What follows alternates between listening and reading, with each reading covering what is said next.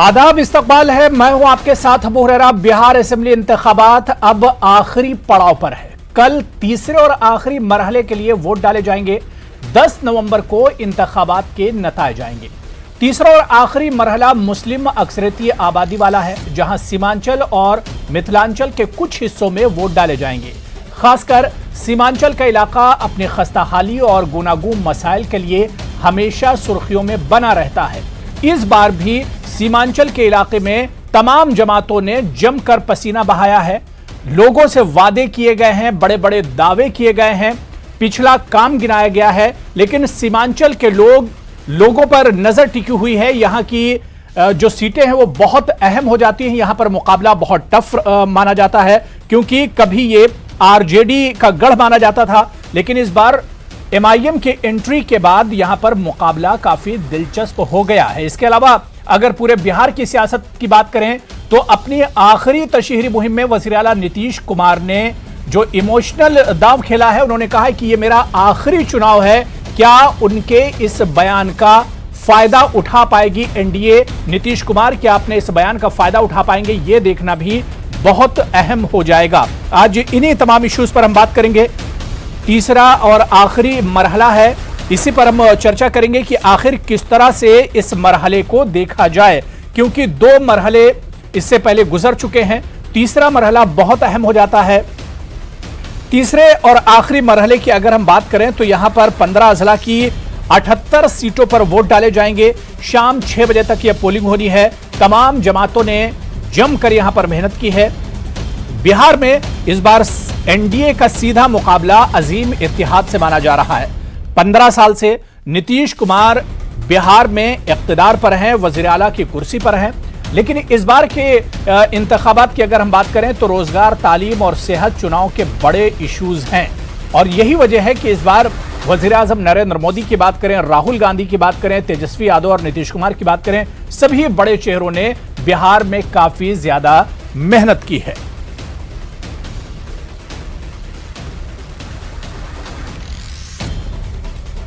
तो चलिए आज बिहार के तीसरे मरहले पर ही हम बात करेंगे। बहुत खास मेहमान मेरे साथ जुड़े हुए हैं। बहुत जल्दी अपने मेहमानों का आपसे तारुफ करा देता हूं। मेरे साथ अरविंद बाजपेयी साहब, तर्जुमान है, स्पोक्स पर्सन है एलजेपी के, मेरे साथ जुड़े हुए हैं। अरविंद बाजपेयी साहब, आपका बहुत इस्तकबाल है न्यूज़ 18 उर्दू में। मेरे साथ एक और बहुत खास मेहमान रामबली सिंह जी, एमएलसी हैं आरजेडी से, आप भी इस डिबेट का हिस्सा हैं। रामबली जी, आपका भी बहुत इस्तकबाल है न्यूज़ 18 उर्दू में।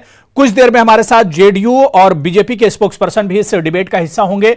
सबसे पहले मैं अरविंद बाजपेयी साहब आपसे ही शुरुआत करना चाहूंगा। अरविंद बाजपेयी साहब, बिहार के इंतखाबात का शोर तो एक तरह से थम गया। आखिरी जो पड़ाव है, अब कल का दिन बहुत अहम हो जाता है। तीसरा मरहला बिहार के इंतखाबात का अगर देखा जाए तो तमाम जमातों के लिए, तमाम पार्टियों के लिए बहुत अहम है।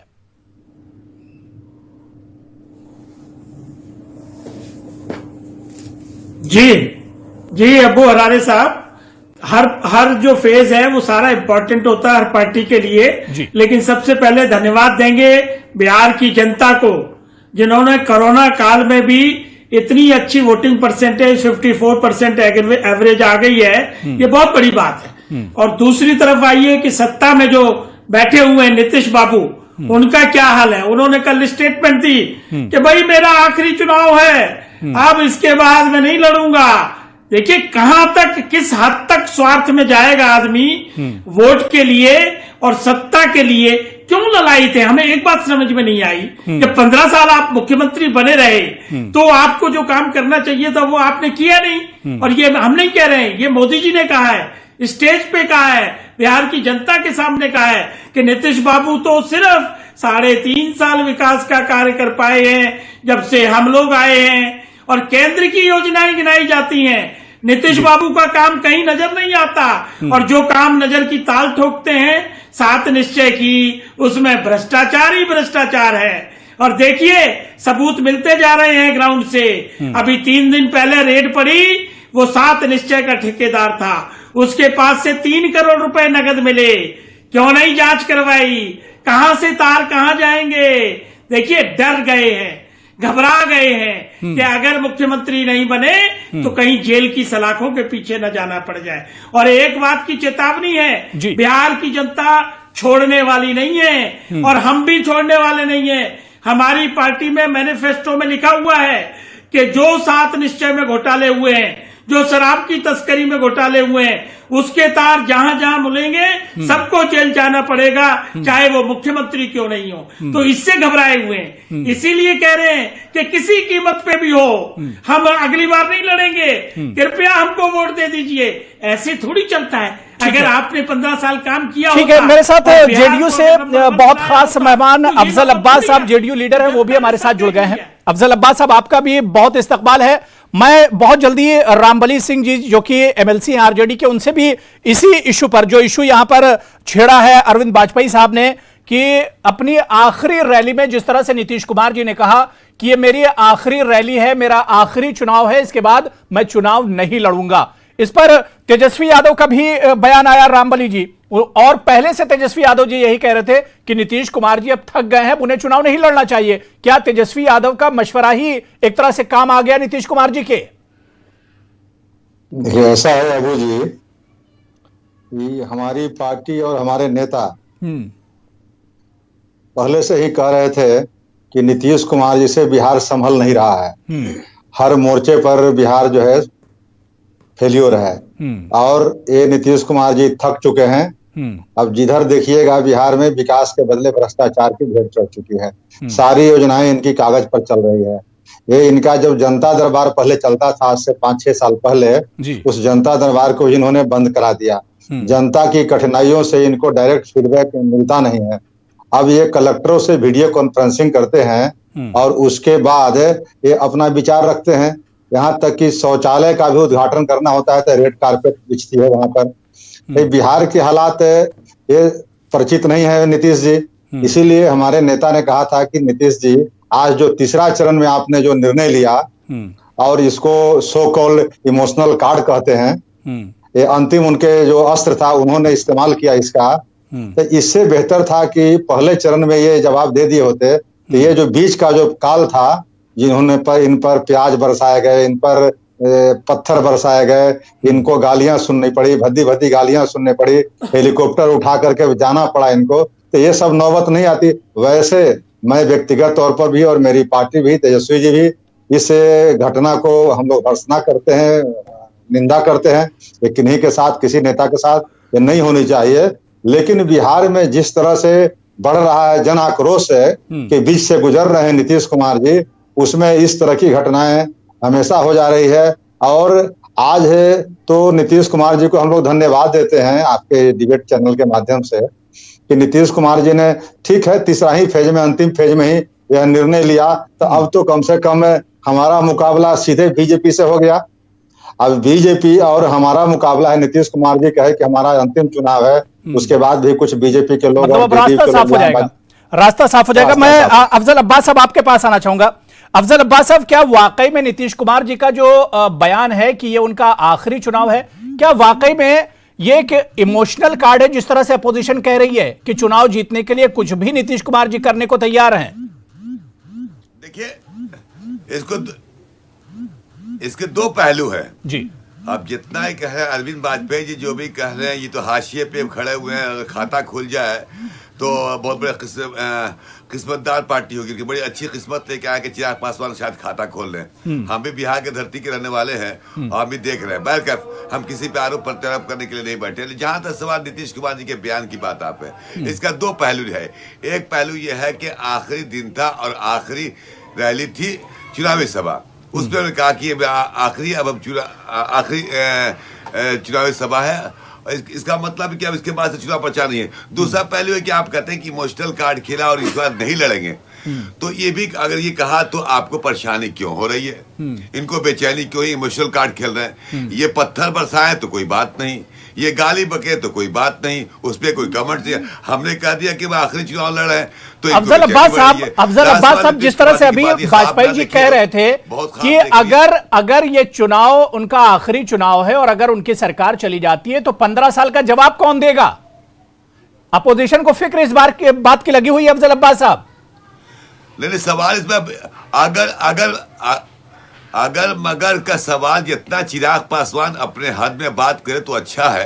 रामविलास पासवान नहीं है वो, जो मौसम वैज्ञानिक हैं, आके दिल्ली के एसी रूम में बैठ के जो खाक छानने को मिला, समझ में आती राजनीति क्या होती। रामविलास पासवान मरहूम स्वर्गीय जो जमीन से लेके ऊंचाई तक पहुंचे हैं अपनी मेहनत के बलबूते पे, उनको कोई मतलब विरासत में नहीं मिली थी। अब इनको समझ में आ रहा था कि एसी रूम क्या होता है और जमीन पे खाक छानना क्या होता है। बाहर क्या ये उनका अपना मामला, उससे मुझे कमेंट्स नहीं करना है। लेकिन मैं कह दूं तीनों आदमी से 10 तारीख में बहुत दिन नहीं है, 3 अच्छे है, 7, 8, 9, 10 3-4 दिन का मामला है। हाथ कंगन को आरसी किया, पढ़े लिखे को फारसी किया, कुछ दिन के बाद सामने आ जाएगा। जितनी भी चीजें हुई है, जितना भी बयान देना दे ले, सरकार जदयू और एनडीए की बन रही है। मैं आपके अरविंद वाजपेयी साहब चैनल पे बोल रहा हूं। अरविंद वाजपेयी साहब, आपका जवाब चाहिए। अफजल अब्बास साहब कह रहे हैं कि बस 2-3 दिन का और मसला है, उसके बाद दूध का दूध और पानी का पानी हो जाएगा। जितने इल्जामात लगाना है, जो बात कहनी है, जिस तरह से निशाना साधना है, अपोजिशन को साध ले, सिर्फ 2-3 दिन का मसला है, उसके बाद दूध का दूध और पानी का पानी हो जाएगा। अरविंद वाजपेयी साहब,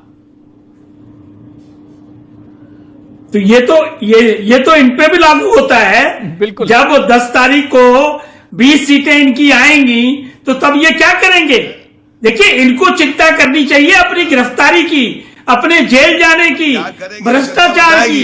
देखिए, और वो नीतीश जी के मुंह से निकल गया कि भैया ये हमारा आखिरी है, हमें जिताइए, हमें वोट दीजिए, नहीं तो हम मर जाएंगे। अरे भाई, अगर यही, और ये भी क्यों कहा? क्योंकि इनको 2 फेज का आभास हो गया कि 2 फेज में जो सीटें वोटें जा रही हैं वो वोट कहाँ जा रही हैं, इसीलिए घबरा गए।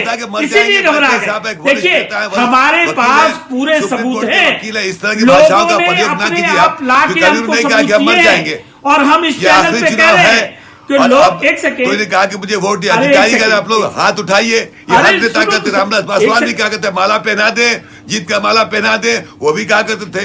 ये एक परंपरा चली आती है। सही, अब चलो बात नहीं, बात तो है। सुन, क्यों घबरा रहे? आप भी घबरा आप क्यों घबरा रहे हो? आप क्यों घबरा रहे हैं? हम बोल रहे हैं, फिर जवाब नहीं घबरा रहे हैं। देखिए, हम ये जवाब आपको देना पड़ेगा। नीतीश कुमार का खुद का बयान है, एक सेकंड सुनो, नीतीश कुमार का खुद का बयान है कि हमने 80% घरों में पानी पहुंचा दिया। 15 साल में अभी पानी भी पूरा नहीं पहुंचा पाए। फिर कह रहे हैं 83% घरों में बिजली पहुंचा दी। 15 साल में आप बिजली नहीं पहुंचा पाए, मतलब कौन देगा इसका जवाब? ये तो आपको ही जवाब देना होगा। और जनता को मिल गया जवाब, जनता वहां की महसूस करा, और इसीलिए एंटी इनकम्बेंसी है, क्योंकि काम नहीं किया आपने। बाढ़ में 80 लाख लोग प्रभावित हुए इस बार, 80 लाख लोग प्रभावित हुए, और आपने उनके लिए 1 रुपया नहीं भेजा, किसी को कोई दवाई नहीं दी, किसी को कोई खाने की व्यवस्था नहीं की। ठीक है, ठीक है, जाहिर सी बात है कि सरकार बनने के बाद इल्जाम और जवाबी इल्जामात का जो सिलसिला अब चल रहा है, वो असल जवाबदेही तो जब होगी जब सरकार बनेगी, और सरकार किसकी बनेगी यह तय होगा 10 नवंबर को। मैं रामबली सिंह जी आपके पास आना चाहूंगा। रामबली सिंह जी, जिस तरह से नीतीश कुमार जी ने अपनी आखिरी सभा में उन्होंने कहा कि यह मेरा आखिरी चुनाव है, एक कहीं ना कहीं इमोशनल तो हाई टच इसमें दिखता ही है, लेकिन क्या आपको नहीं लगता है कि 2 साल पहले जिस तरह से पंजाब में कैप्टन अमरिंदर सिंह जी ने कहा था कि ये मेरा आखिरी चुनाव है, और इस बयान के बाद वो चुनाव जीत गए थे, क्या उसी जैसा सीन यहां पर नहीं नजर आ रहा है?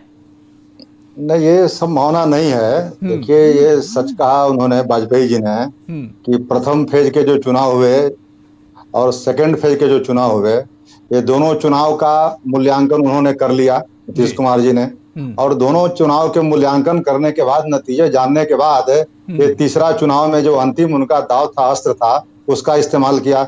आप नीतीश जी के बारे में थोड़ा सा आपको पीछे और ले जाना चाहता हूँ। चुनाव के दरमियान नीतीश जी को मैं भी 30-35 वर्षों से जानता हूँ, और नीतीश जी कभी भाषाई अतिक्रमण नहीं करते थे, इनके जबान कभी फिसलते नहीं थे, मैंने आज तक नहीं देखा जी। जितने भी नेता है उसमें सबसे संयम से बोलने वाले नेताओं में शुमार थे आदरणीय नीतीश कुमार जी। लेकिन इस चुनाव में नीतीश कुमार जी की जुबान इतनी फिसली कि अपने से आधे से भी कम उम्र के हमारे नेता आदरणीय तेजस्वी जी को उन्होंने कई बार अपशब्दों का और ऐसी भाषाओं का प्रयोग किया जो सर्वथा वर्जित था। उन्होंने कहा अपने जाके बाप से पूछो, अपने जेल में पूछो। ये उन्होंने रोजगार की बात किया, रोटी की बात किया, उस पर उन्होंने इतना खींचा। यह खींचने का मतलब था कि कहीं न कहीं इनका फ्रस्ट्रेशन था और चुनाव में भीड़ नहीं जुट रही थी। चुनाव में सब तरह से इनका विरोध हो रहा था। विरोध एक्चुअली इनका हो रहा था, इनके कामों का हो रहा था कि जो इन्होंने 15 साल तक सत्ता में रहा उसकी चर्चा ये नहीं कर रहे थे, वो बार बार चर्चा कर रहे थे 15 साल पहले वाली सत्ता की, इसलिए इनका विरोध हो रहा था। अफजल अब्बास साहब झेल नहीं पा अफजल अब्बास साहब जो बात रामबली जी कह रहे हैं कि वाकई में 2 फेजेस निकलने के बाद कहीं ये जो सिचुएशन देखी नीतीश कुमार जी ने, जेडीयू ने, उसके बाद ये बयान तो नहीं देना पड़ा। देखिए एक चीज बता दें आपको ना, नीतीश कुमार के पीछे कोई ऐसा नहीं है कि वंशवाद की राजनीति करने वाले हैं। ये वो लोग डरे जिनको अपने खानदान की पार्टी बनाया। नीतीश कुमार का कोई एक बेटा घर का कोई फर्द भी नहीं, एमएलए एमएलसी तक नहीं है, उसको उनको फिक्र नहीं है। फिक्र उन लोगों को है जो वंशवाद की राजनीति कर रहे हैं। दूसरी बात, अगर उन्होंने कह ही दिया तो आपको परेशानी, आप तो खुश होना चाहिए आपको, चलो आपकी सरकार लौट रही है, आपको इतना तबसरा करने की जरूरत क्या है? इसका मतलब है कि आप हतोत्साहित खुद ही हो रहे हैं, हम कुछ बोल नहीं रहे, आप हतोत्साहित हो रहे हैं। आपको पता है जमीनी हरकत, जमीन पे सच्चाई क्या है, हम अभी भी कह रहे हैं आपको। आप देखिएगा इंशाल्लाह 10 तारीख को पता चल जाएगा आरजेडी की हैसियत क्या है और महागठबंधन की, ये मालूम हो जाएगा। इसमें कोई बताने तो नहीं है, जमीन पे जितना काम किया गया जाइए। लेकिन अफजल अब्बास साहब अपोजिशन को फिक्र इस बात की है, जो मैंने पहले सवाल किया था कि नीतीश कुमार जी अगर चले जाएंगे और ये उनका आखिरी चुनाव है तो 15 साल का हिसाब देगा कौन? क्या पीएम नरेंद्र मोदी जी उसका हिसाब देंगे, अमित शाह जी हिसाब देंगे, या फिर बीजेपी के जो दूसरे बड़े लीडर हैं, या जेडीयू से आखिर फिर जवाब कौन देगा? अगर सरकार चली जाती है, नीतीश कुमार जी भी चले जाएंगे तो जवाब कौन देगा पिछले 15 सालों का? अपोजिशन का तो यही मानना है। कुमार पर एक भी भ्रष्टाचार का आरोप लग गया, अबू साहब से ये पूछिए कि जो नरेंद्र अफजल अब्बास सुन लीजिए, रामबली जी कुछ कह रहे हैं जी। ये देवी का फोटो क्यों नहीं लगा? रामबली जी कंटिन्यू कीजिए। नहीं अफजल साहब पहले ये पूछिए कि मोदी जी ने कहा था कि नीतीश कुमार के डीएनए में गड़बड़ी है। ये कहा था नरेंद्र मोदी जी ने कि बिहार को हम विशेष पैकेज देंगे। तो इन सब सवालों पर ये नीतीश कुमार जी जवाब कब देंगे बिहार की जनता को कि आखिर आज बिहार की हालत क्यों है? यहाँ पर सरकारी हॉस्पिटल में प्राइमरी हेल्थ सेंटर की भी सुविधाएं नहीं है, किसी कॉलेज में प्रोफेसर की सुविधाएं नहीं है, आपके जो स्कूल में सिर्फ बिल्डिंग है, शिक्षक नहीं है। क्या पैकेज नहीं मिला आपको? आप लोग बस पैकेज दिया, पैकेज का कैश बहुत सी योजनाओं पे सरकार ने दिया है पैसा, ऐसे कैसे इनकार कर देंगे? इसका श्वेत पत्र जारी करना चाहिए था। गंगा में गंगा नदी में कितने प्रस्तावित कितने पुल है पता है आपको ना? कितने मेडिकल हॉस्पिटल खुल रहे हैं, कहाँ पे, ये पता है? पैसा कहाँ से आ रहा है? यही पैकेज सरकार तो दिया ही, इस पर जारी करना चाहिए था जनता दल को और माननीय नीतीश कुमार जी को। कल तक वाजपेयी जी बताए ना, वाजपेयी जी बैठे हुए हैं आज अपोजिशन में, पार्लियामेंट में तो ये भी बोल रहे थे, पार्लियामेंट के चुनाव में माननीय स्वर्गीय रामविलास पासवान जी आज बोले कि केंद्र सरकार ने दिया कि नहीं दिया। अरविंद वाजपेयी साहब मैं आपके पास आ रहा हूं। अरविंद वाजपेयी साहब, जो बयान नीतीश कुमार जी का आया है, नीतीश कुमार जी का बयान आया कि वो उनका ये आखिरी चुनाव, इस पर बीजेपी का और गिरिराज सिंह का बयान आया कि बहुत अच्छा कदम है नीतीश कुमार का और उन्होंने मिसाल कायम की है पिछले 15 सालों में बिहार में। नीतीश कुमार जी ने, बीजेपी इस कदम को बहुत अच्छे से देख रही है, वेलकम कर रही है।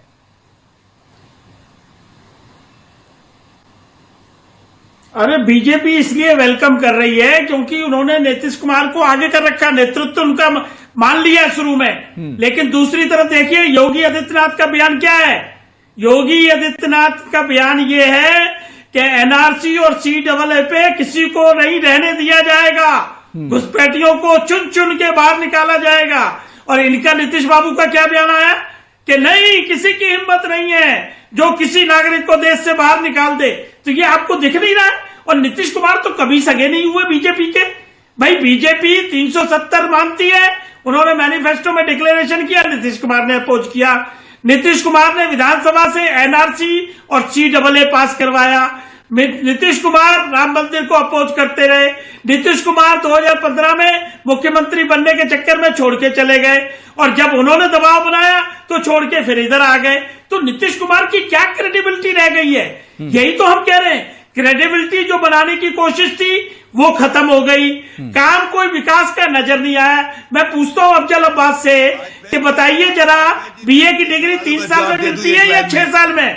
तो जवाब आएगा 6 साल में। तो बताइए क्या विकास हुआ है? नहीं, आप बताइए मुझे क्या विकास हुआ है।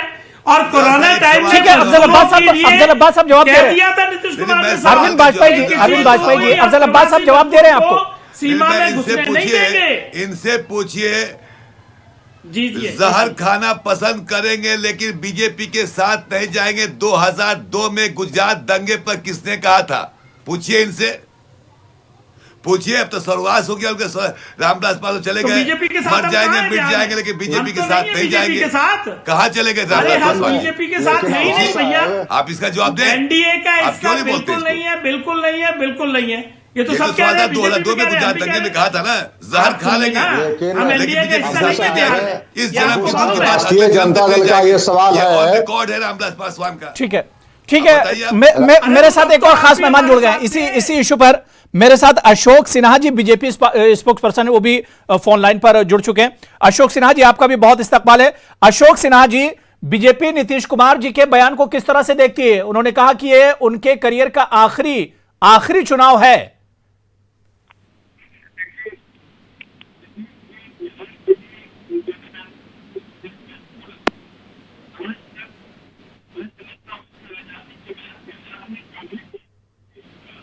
मुझे सुन पा रहे हैं अशोक सिन्हा जी? मुझे सुन पा रहे हैं सर आप? हाँ, मैं सुन रहा हूं। जी जी। हाँ, तो मैं कह रहा हूँ कि नीतीश कुमार बिहार के लिए इंडिस्पेंसिबल है। जो भी डेवलपमेंट का कुछ लोग नजारा देख रहे हैं बिहार में, वो आदरणीय नीतीश कुमार जी का ही कंट्रीब्यूशन है। और मैं नहीं समझता हूँ कि आजादी के बाद बिहार ही नहीं, बुरे हालत में बिहार को जिस रूप में उठाया है नीतीश कुमार, शायद समूचे हिंदुस्तान में किसी एक मुख्यमंत्री का कंट्रीब्यूशन नहीं हो सकता। इसलिए अगर नीतीश जी अब नहीं बचे हैं, नहीं बचे हैं, अगर नीतीश जी ये कहते हैं कि हम ये आखिरी चुनाव है, तो बिहार की जनता उनके जाने। ठीक है, ठीक है अशोक सिन्हा जी, बहुत क्लियर आपकी वॉइस नहीं आ रही। दोबारा से हम आपको जोड़ने की कोशिश करेंगे। मैं अफजल अब्बास साहब आपके पास ही आना चाहूंगा। अफजल अब्बास साहब, नीतीश कुमार जी के इस बयान पर ट्वीट आता है पी चिदम्बरम जी का। पी चिदम्बरम जी ने इसे मर्सी पिटीशन कहा है। उन्होंने कहा कि दया याचिका है ये जो नीतीश कुमार जी का बयान है।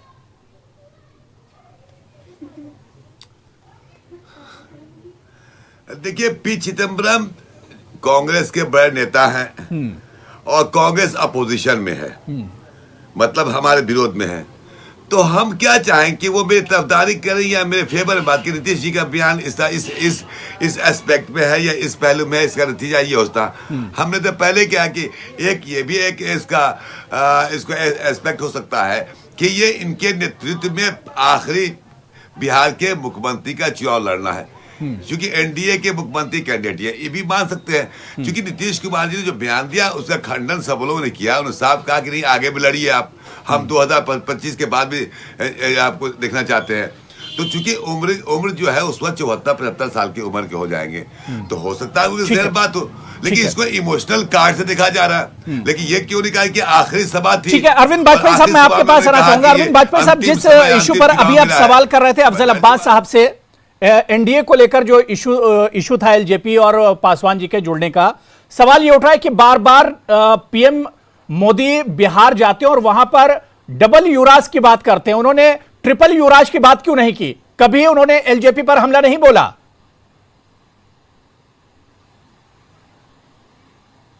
तो क्यों बोलेंगे? कोई रामचंद्र अपने भक्त हनुमान पे हमला बोलता है क्या? जब हमने डिक्लेयर कर दिया कि हम भक्त हनुमान हैं और वो हमारे रामचंद्र जी हैं, तो वो क्यों हमला बोलेंगे? और हमने ऐसा कौन सा काम कर दिया?